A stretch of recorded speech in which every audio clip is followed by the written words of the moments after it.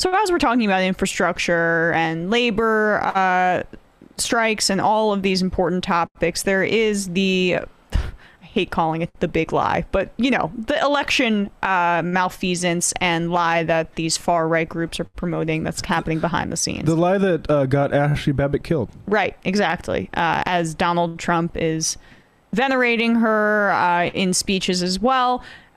You have Kimberly Guilfoyle going on Real American News or whatever the hell, saying that there needs to be audits in 50 states. And another figure who's pushing this is Steve Bannon, of course.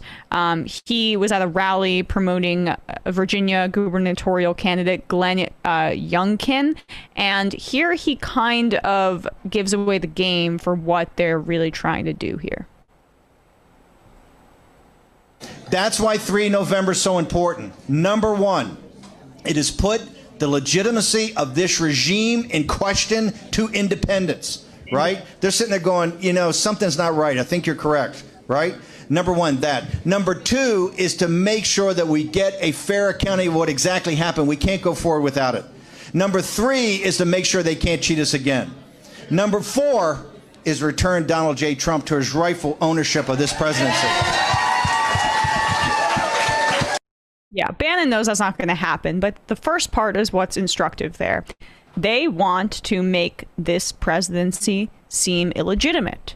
They want to actively do that. They want to convince independents now because they've pretty much convinced a great majority of Republicans at this point. This is the party. Yeah, the election sort of coup is what's for Biden, what being black was for Obama. Yeah, and just so you know, Steve Bannon has always had a pro-fascism that is not confined to the United States. It's international. He wants this to be replicated throughout the globe. As we mentioned, we're seeing parts of this in Brazil. The son of Jair Bolsonaro wearing Project Veritas shirts. I mean, they staged a giant sort of Jan 6 style type thing in front of the Supreme Court recently that didn't go anywhere, but thankfully. Yes. Bannon has also been close with Viktor Orban.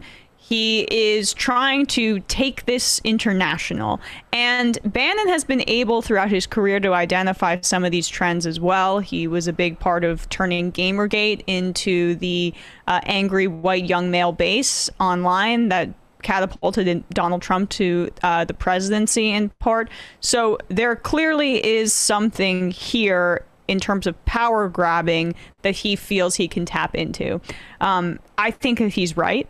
I also think it's incredibly evil, and that we need to begin combating it now in a defensive posture, because this kind of large-scale propaganda effort is going to come back to bite us as soon as the midterms, as well as in the presidency, the presidential elections coming up, and then in governments throughout the globe as well.